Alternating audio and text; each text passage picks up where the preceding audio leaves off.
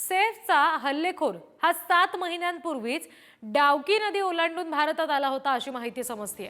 मेघालय बांगलादेश सीमेवरून आरोपी शरीफुलचा हा बेकायदेशीर प्रवास झाल्याची बातमी समोर येते।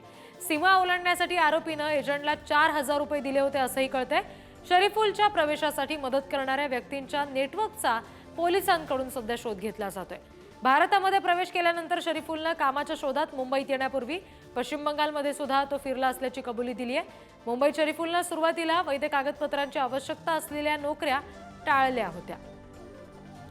आणखी तपशील घेणार आहोत प्रतिनिधी रिद्धेश हातिम यांच्याकडून। रिद्धेश, अशा पद्धतीनं नदी ओलांडून एखादा इसम इथं येणं, त्याच्याकडून इतका मोठा गुन्हा घडणं, अशा बाबी झाल्यानंतर आता पोलीस कशा पद्धतीने ऍक्शन मोडवर आलेत? कारण त्याच्याच बरोबर आणखी सुद्धा अनेक जण असतील जे अशा पद्धतीने भारतात किंवा मग मुंबईत सुद्धा शिरलेले असू शकतात।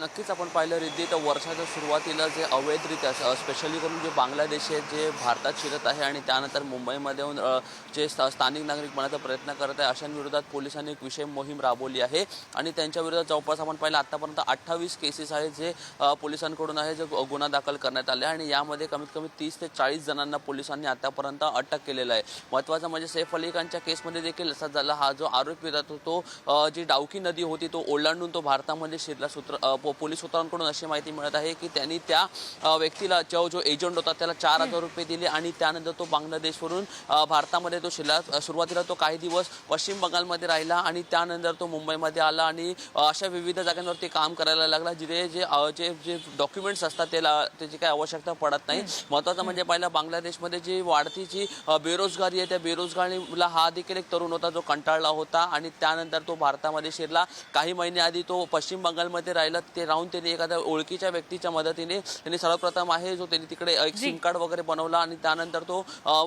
मोबाईलच्या मार्फत त्याच्या परिवाराशी संपर्कात होता आणि त्यानंतर तो मुंबईमध्ये आला। मुंबईमध्ये पण आल्यानंतर देखील काही महिने काम केलं, मात्र पुन्हा तो बेरोजगार झाल्यानंतर त्यांनी हा जो संपूर्ण गुन्हा आहे तो केला। हा गुन्हा केल्यानंतर तो लगेच आहे तो बांगलादेशला फरार होणार होता, मात्र त्याच्या आधीच पोलिसांनी त्याच्या मुसक्या आवळल्या। आता त्याच्यामुळे त्याच्याच बरोबरीने इथे जर आणखी कोणी अवैधरित्या आलं असेल तर त्याचा शोध घेणं सुद्धा मोठं आव्हान पोलिसांसमोर असेल।